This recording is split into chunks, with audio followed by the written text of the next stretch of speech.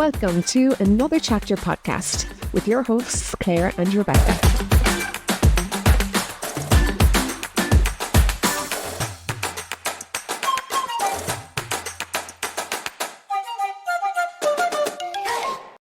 Welcome to Season 3, Chapter 13 of another Chapter of the podcast. And this week we're coming to you from Leaf and Bower in Ballincollig with Fiona. And we're doing a very special book recommendation gift guide for Christmas. For Christmas, yeah. So we're going to go and discuss different books. We've all brought different books for a whole range of ages, from babies up to not so babies. So we hope that you enjoy what we have to offer. So let's start with the babas.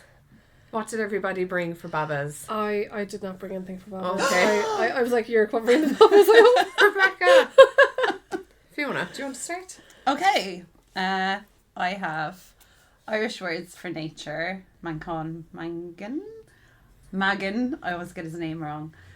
So it's a gorgeous little board book with really beautiful illustrations, and he just goes through all the different Irish animals. And he has the English and the Irish for them.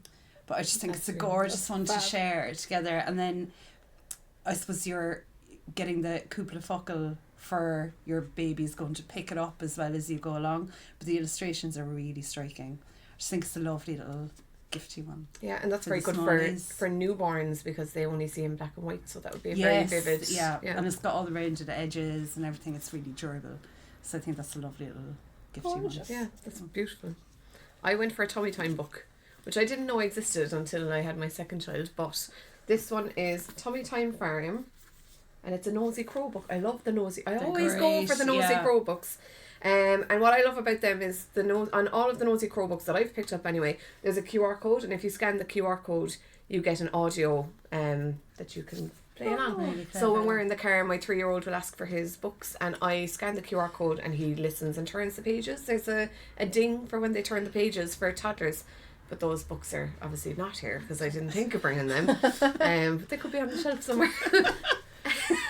Anyway, this is a Tummy Time book.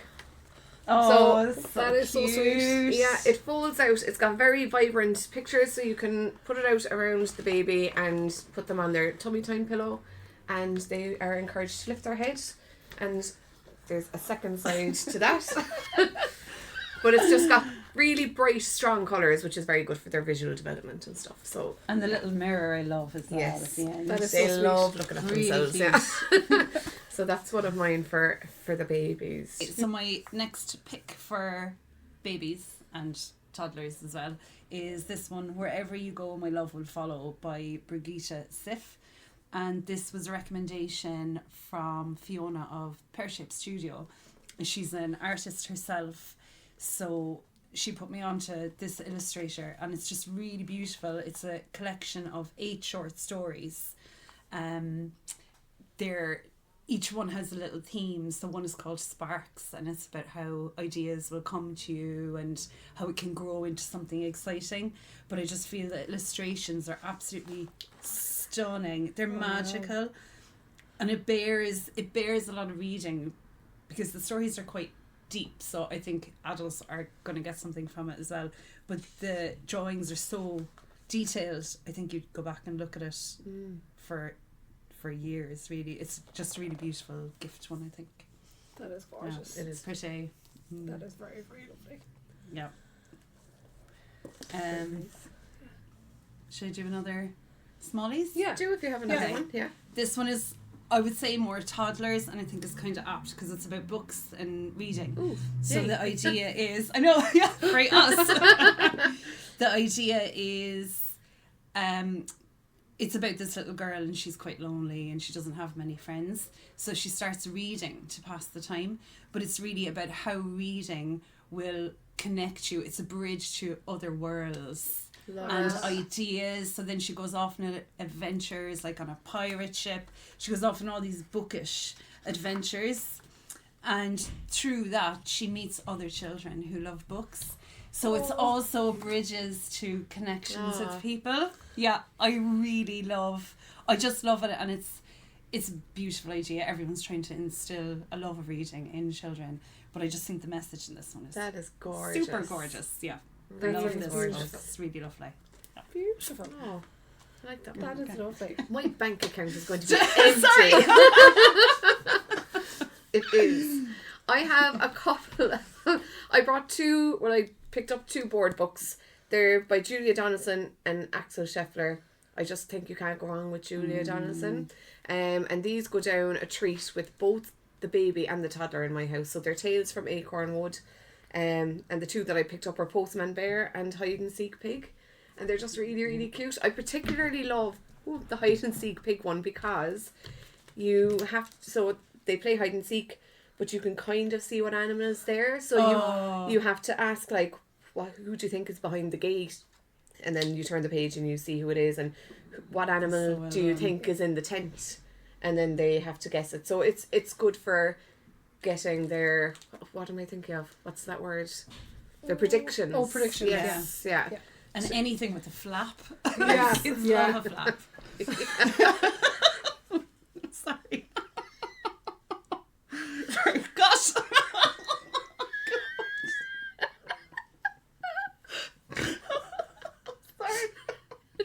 I'm never going to be invited back again. Oh no. We cancelled.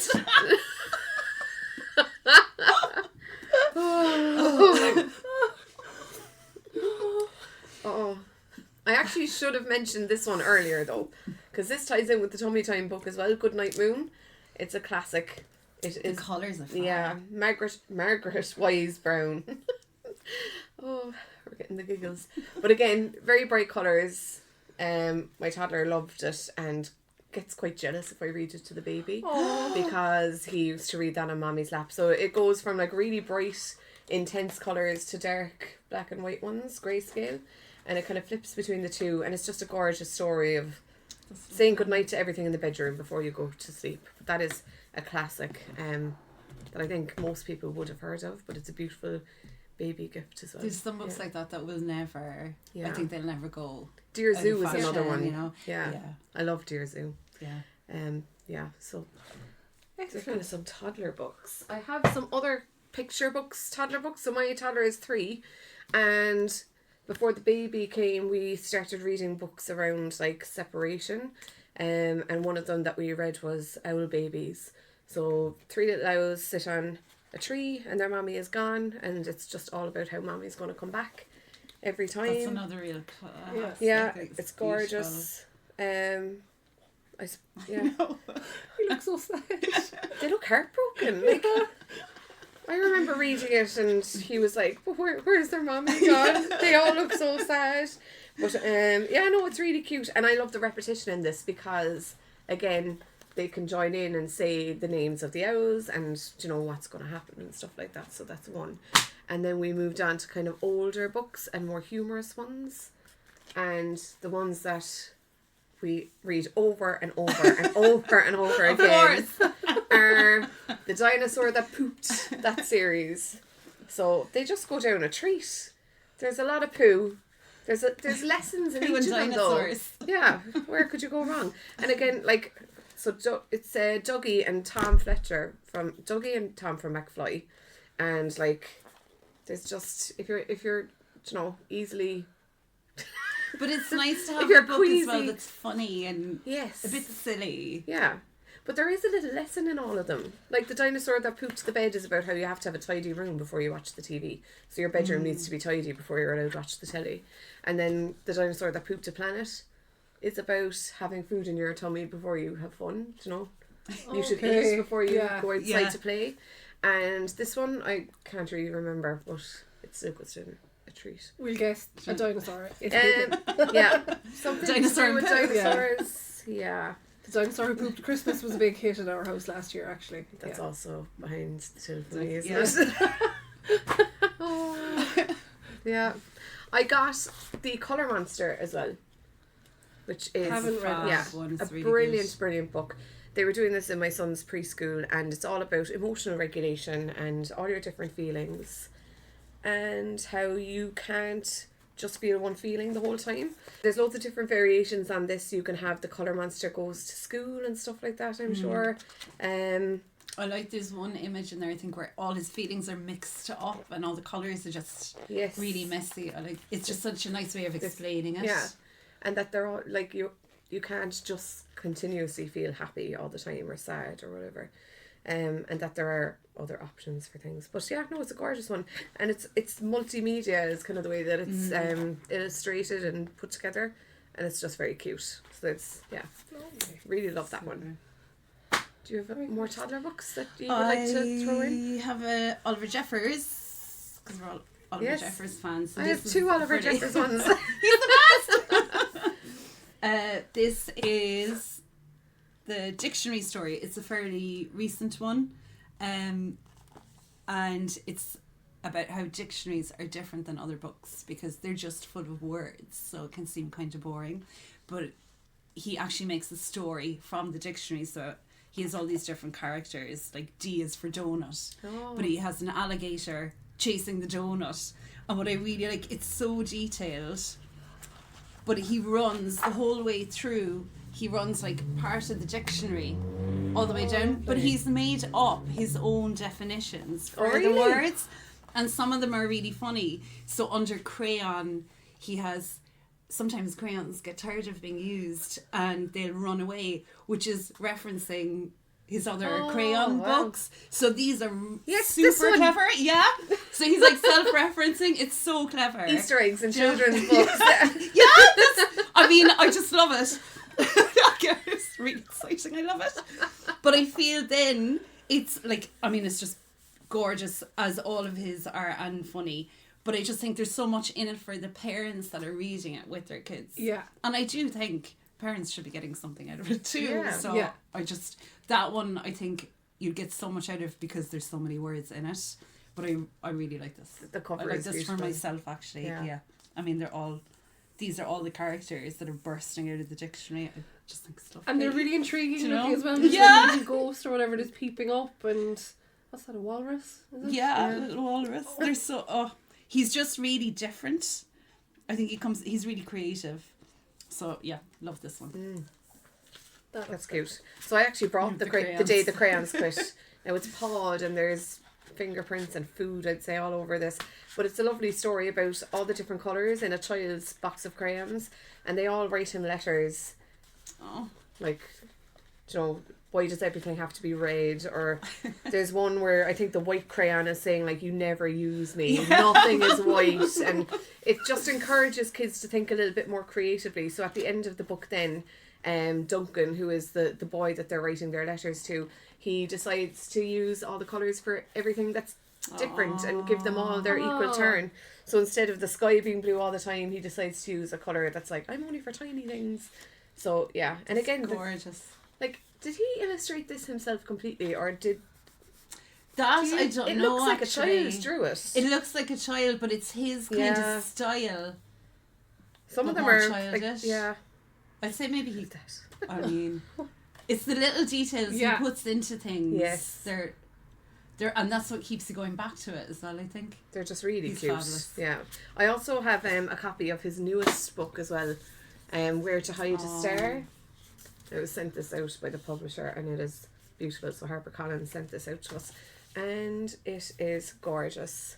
And my 3-year-old loves it, even though it doesn't rhyme. Sometimes they really like the rhyming books, but it's really cute. Is it the boy and the penguin? Yeah, so this is the second instalment. He said it was 20 years, I think, since the first book, and he said he'd only ever go back if it was worth it, and he came up with this, and he thinks it's worth it.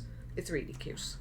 That looks lovely as well. So I loved Lost and Found. That's one of my favourite. The penguin and the star and the boy play hide and seek, but the star gets swept away essentially to the Antarctic, where a little girl finds the star, and then the boy comes and wants the star, but she also wants the star. So they call it. The boy calls an alien to help them find the star, and he puts the star where he thinks both the boy and the girl will find it if they play hide and seek. So then it ends with them looking up and they're both seeing the star in the sky, and it's really beautiful. It's gorgeous. Like I just really noticed nice. the penguin in the UFO. Yeah, I know. This penguin is hilarious. He gets up to all sorts. Great. Yeah. I know. But it's really, really beautiful, and I love it. I adore it. I think it's a nice one. That looks gorgeous. Yeah. These are books I read with my smallie, who is just turned 5.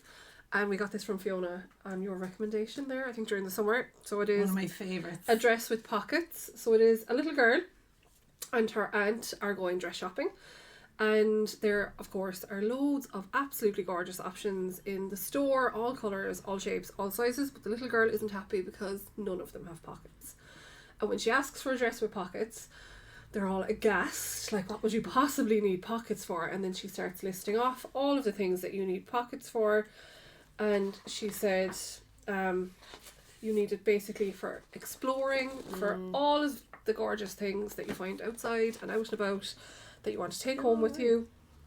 And after a while anyway, they're listening to her and they go, we think we have something here in the back. And then they find a dress with pockets for her and she goes home the happiest little girl in the world with her dress with pockets. So it is beautiful because my little girl loves like dresses and all that kind of stuff, but she's also a huge tomboy, so she is the girl that's coming back in home with slugs stones and shells, here's a spider I found outside, this kind of stuff. So this book, and the other one that we have at home that all 3 kids actually have really enjoyed is one of the John and Fatty Burke books, and it is about Tom Crean. So that, the lovely explorer Tom Crean. Obviously it's gorgeous to learn about someone who is so important in Irish history, but it's the illustrations again are the big thing here. Yeah. So even though obviously there is a lot of reading in this, so it's very apt for an older child as well, which is why my older boys love it so much because they can read it themselves too if they wish. But like the illustrations are just so evocative. Stunning. Yeah, and they're so unique as well. They have, such a very kind of particular style. So that is a book that they have all loved, and that ubiquitous picture of him with the puppies. Yeah, so they are the 2 I have for younger kids with me. Very good. I like the fact that they're addressing the inequality in clothing. Mm. I remember when I had my eldest and he was getting these gorgeous outfits with pockets and I had none. Yeah. Or my pockets were like, you'd fit a €2 coin in them. And I Yeah. remember one day I felt so angry. I was like, why does he need pockets in his hoodie and pockets in front and back of his pants? Like, it drove me mad. But yeah. Sorry, there's my little rant about It should be the law. It should. I know. All skirts and dresses should automatically have them. The casual company are very good for dresses with pockets. Oh. Yeah. Yeah. Pro tip there now. Yeah. Yeah. We're turning into a fashion podcast. I am far from a fashion podcaster. So we're moving up in age a bit now, are we? So kind of primary school age. Yeah. So the next age up in my house is 6, and now he is a very advanced reader. In fairness, he's well ahead, but he loves all things facts, figures, space, just general information. Now this book is a little bit older, but it is still available, and it's Darrow Breen's Beyond the Sky and the Universe. So what I especially love about this, so obviously it's information about space and so on, but I love that Darrow Breen is using his celebrity for such a good cause. He obviously has a background in science anyway, so he's using it to educate young people, which I think is lovely. It's not just him putting his name to something that he actually hasn't a clue about, but again it's almost like a comic book, but it's a book of facts, and it's colourful in the sense that it's the same kind of tone all throughout. It's kind of the blues and the greys, which I suppose is very kind of spacey kind of colours, but there's these nice little illustrations, so it is eye-catching enough for the 6-year-old. He kind of glances through it and picks random pages, and he'll come back to me then with a random figure or a random piece of information from it. So that's a book that he particularly loves, and I must actually probably get more of the Darrow Breen ones for him. And then this one, which is absolutely gorgeous, is the Osborne Big Book of Things to Know. So there's clearly a theme here with my middle lad. So again, all facts and figures, but like the illustrations in this are absolutely stunning. Like they're so colourful, and like the Smallie, the 5-year-old, absolutely loves looking through these kinds of books as well, just because there's so much to look at and there's so much to see. And she can even pick up like what is going on in them without being able to read anything. Like she's always lamenting the fact that she can't read yet, because the boys can. So this is the kind of thing where you could even like at night you could do a page with her or a page or two, you know, and that could be your nighttime reading. But Liam then will pick it up and read it away himself. I think kids are very like adults as well in that way, that people expect children to read fiction as a given. Yeah. But they're like us, some kids like non-fiction or they might like history or science.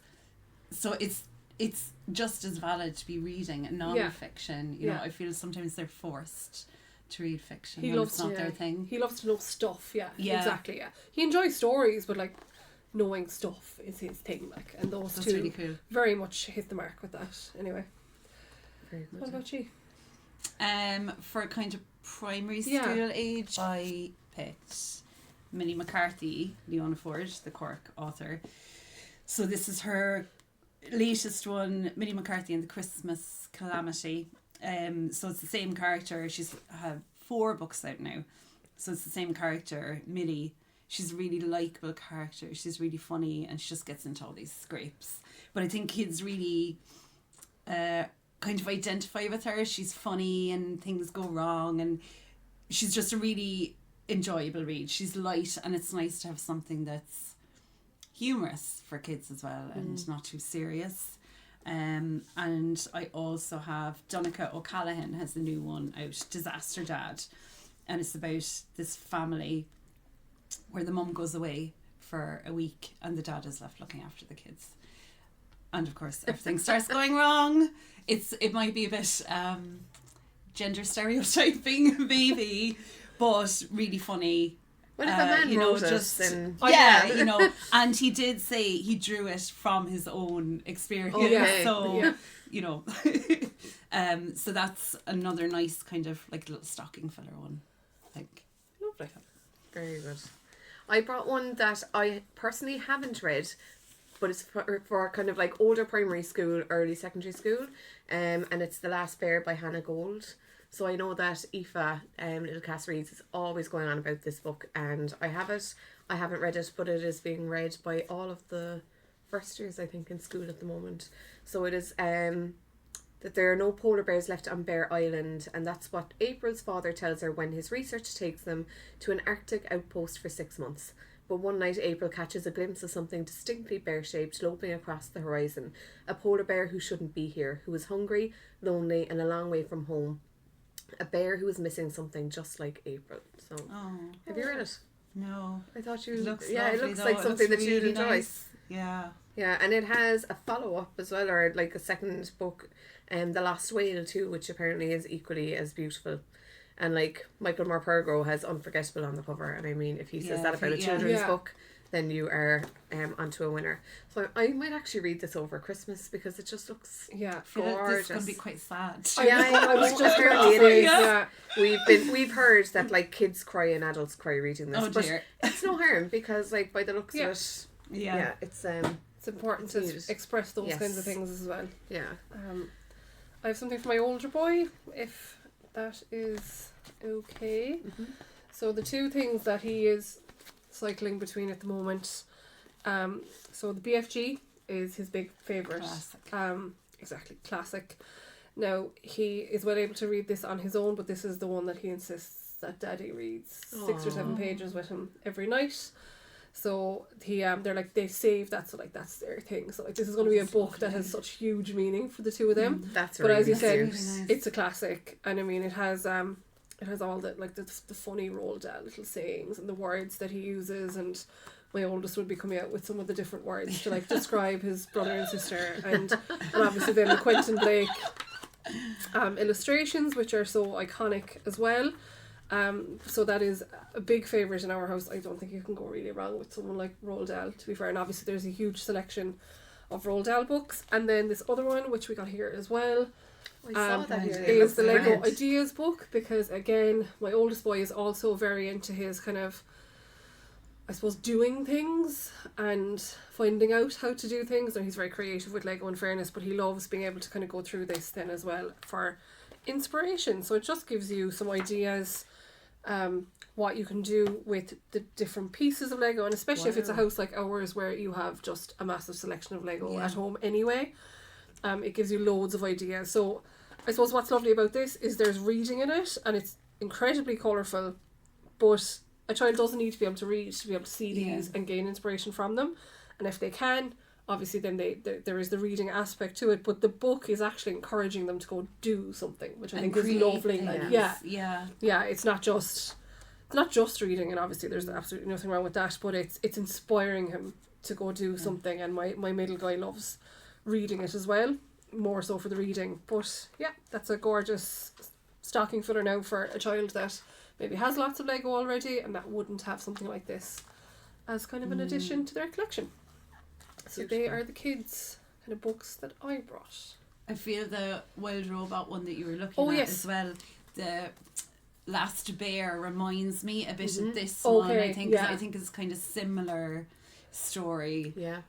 Where the story is about a robot. It's around the same reading age as well. Where the robot goes to this island and wants to become human really, and meets all these animals. But it's about ecology and nature. I think it would tie in quite nicely with, if you like this, you probably would like The Last Yeah. Bear, I would say as well. I've heard very good Yeah. things about this, and there is a Yeah. movie of it out at the moment, and I think this is another very teary one, but Yes. a very Yes. affirming one as well, I think. Yeah. So I think like this sounds gorgeous, and this is one I think I would love to pick up for Yeah. my kids. And potentially, like, if you have a reluctant reader that you're trying to get into reading, going to see the movie and then going, oh, there's actually a book. This was a book first, and reading the book Yeah. maybe together might be a good way to approach that. And to Yeah. encourage them to, especially if, like, I get a lot of parents then that are trying to get their kids to read and are finding it difficult, and I think a movie is a nice tie-in where you might watch it first or read the book and then all go and see the movie together, Yes. which is a lovely way of And getting a lot out of it. This is a collection as well. There's 3 books, which I didn't realise until I was in here tonight. So, you know, there's an opportunity for further reading as well, which is Yeah. lovely. Like A kind of carrying series on is the always story. good. Yeah. Yeah, and that comes as 3 books, so that's gorgeous. That's a lovely collection. Yeah. Yeah. There. I brought the book that we did in book club in school as well. Cinderella is Dead. Very good for young teenage girls. It is a book about, I think it's 200 years after Cinderella, after her story, and the people in the kingdom have to go to the ball whether they want to or not, the girls, and if they don't get matched with a suitor, they basically kind of disappear off the face of the earth. So there's a lot of pressure on them to do so, and they are only allowed to be matched with a man. So it brings a good bit of discussion around like LGBT QA plus friendliness and acceptance, and kind of questioning the stuff that you're told and forced to believe.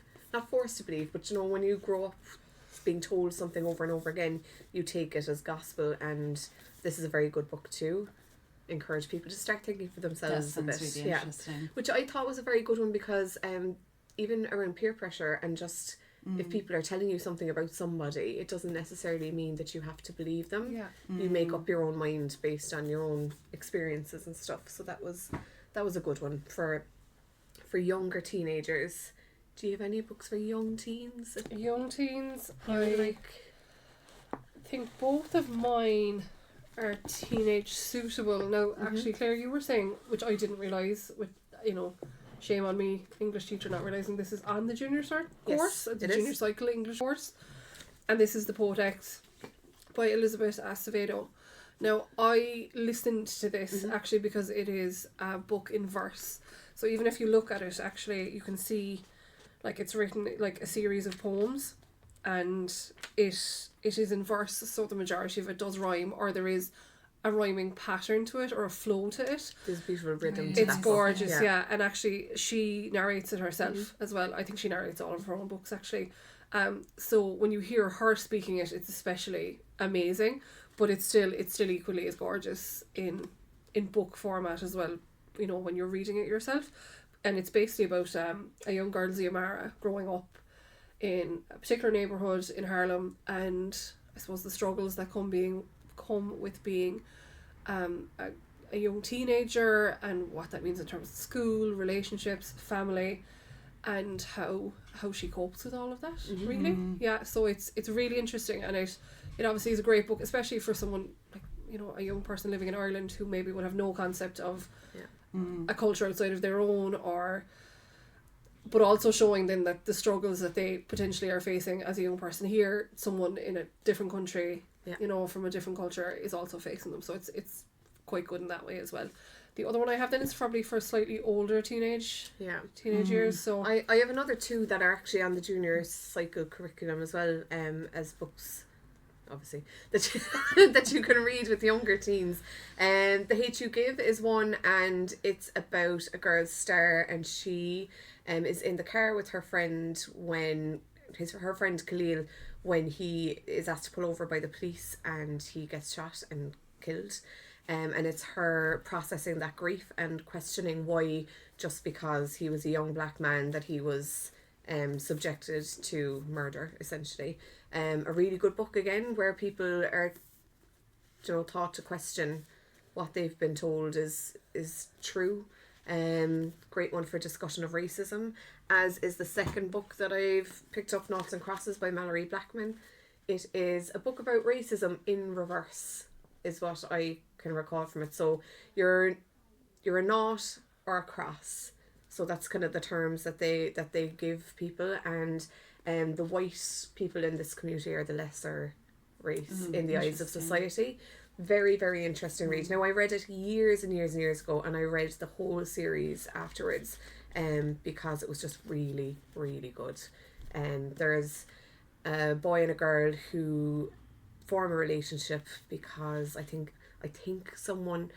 her mother might have worked for his family or something like that, or in reverse.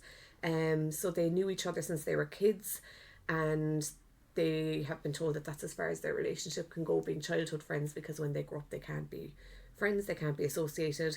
And then it's like star-crossed lovers, they choose each other, but it leads them into terrible danger. And this ends on a big cliffhanger, actually, if I remember correctly. So it is one, again, that would cause somebody to go and get the second book. Loved That's like loved the it. Hunger Games, the way it ends. Yeah. I think it's a great one to get teens hooked, like to keep going. Yeah. brilliant. The other one I had then is A Good Girl's Guide to Murder. Excellent. Which is brilliant. It is now a series as well, which I still have to watch actually, which is what the cover is on this. But it is about a young woman and still late teens, I'm pretty sure, and someone kind of in her circle of friends kind of to a degree passes away, and the person that is suspected of being the murderer, she doesn't believe it's them, and she decides to start looking into the case herself, and she records kind of her thoughts and her feelings on it. Again, this is also another one that's brilliant on audio because it comes across like a podcast. And of course, you know, we're big proponents of podcasts, but as a book, it's brilliant. This is also part of a series, the Good Girl's Guide series. So there's 4 or 5 books in this. So this, again, is another brilliant one that if you read one, you will want to read them all. I'm also pretty certain I inhaled all of these within, I'd say, a few weeks of getting the first one. I had them all read. Another brilliant series. A bit dark. There are certain bits in this that... Not that I would say, you know, all teenagers can't read it, but just be mindful that there is kind of certain kind of dark kind of thoughts and topics spoken about in it. Nothing inappropriate, but it's just to be mindful of it, that's all. So they're my teenage ones. I brought 2 teen ones as well, and I think this one is by Danielle Uando. If My Words Had Wings, I think it ties in with yours because this is another one with poetry. So it's about this boy who he gets in with a gang and then he is involved in a robbery, like a car theft, so he goes to prison. But in prison he meets a teacher that starts getting him interested in poetry, so he gets really immersed in it, and when he gets out of prison he's trying to make that kind of his main thing and start to live a better life. But it's about how all his friends don't want him escaping that past life. And I feel as well there's lots of really good teen books aimed at girls at the moment, but it's nice to have one about a boy. There's not enough ones which used to be the opposite, but at the moment I think there's not enough for teenage boys, so I think this is a really good one. And this one I really like is How to Survive a Horror Movie. Horror is really big with even kids as young as like 11, 12. This is older, it'd be probably 14, 15, but horror's making a huge comeback. So it's got all the tropes of horror movies. It's a girl, her friends are getting killed in kind of strange ways, so she wants to find out what's going on, and it's very much kind of Scream sort of vibe. So I think it is How to Survive a Horror Movie, but there's a lot of humour in it. It's a funny kind of one, and there's some jumpy bits as well, so I think this is a nice different kind of one as well. I'm going to read this. That looks like kind of a young adult / teenage version of like the Riley Sager books or the Grady Hendrix ones. You know, they're all a bit tongue in cheek as well, from what, you know, as best I recall. So that looks great. Yeah, even the cover, you know, it looks like there's blood on it. Yeah. And I think you can only get that in physical form, because I was discussing it with teenagers, and we couldn't find it on Audible or anything like that. Yeah. So it was like 2 or 3 weeks ago only available in paperback. Yeah. Which is unusual now. Yes. Yeah. You know. Yeah. It's strange that it's not. Yeah. Fair enough. Yes. Okay, so we got a request in for a girl aged 12, loves diary style books and books about animals and some fantasy, doesn't like mystery or murder themed books. So what did we come up with for that? I was looking at this one, The Keeper of Lost Cities. It's a fantasy book about a girl she's got telepathic abilities, and she settles into the school called Haven Field, and then she gets kidnapped, she's rescued, she goes on a quest with her friends to find out who kidnapped her and why. Now it's quite new and I don't really know a huge amount about it, but I got it in because a lot of people had been asking for it. It's being compared to kind of like a Harry Potter series, so I think it's up to there's the third installment is coming out in the next couple of weeks, and then a fourth one is coming pretty quickly, but anyone that's been reading it are eating it up, so that might be, it's more adventure and fantasy, and there wouldn't be too much horror or anything like that in it. And I would say this one, The Weather Girls by Sarah Webb, it's based on a true story about a lighthouse up in Mayo that was used in World War II to help trick the Germans and defeat them. So I gave this to a friend of mine's daughter, and she enjoyed it so much they actually went on a day trip to Mayo to the lighthouse. Brilliant. Amazing. And they met, I think it was the grandson of the woman that is featured in this book. Really amazing. And I mean, to get so much out of a book, like to really go and live it. I think she really loved it. And Sarah Webb is like the doyenne of children's literature in Ireland. She's incredible. So I think that might be it's nice to historical fiction for kids. It's just a bit different. Yes. There's not a huge amount of it around, so that might be something that would work for her. Yeah. We are obviously big proponents of going on trips to lighthouses. We love Carmel Harrington. Well, maybe you should read this one and do another trip. Yeah. There we go now.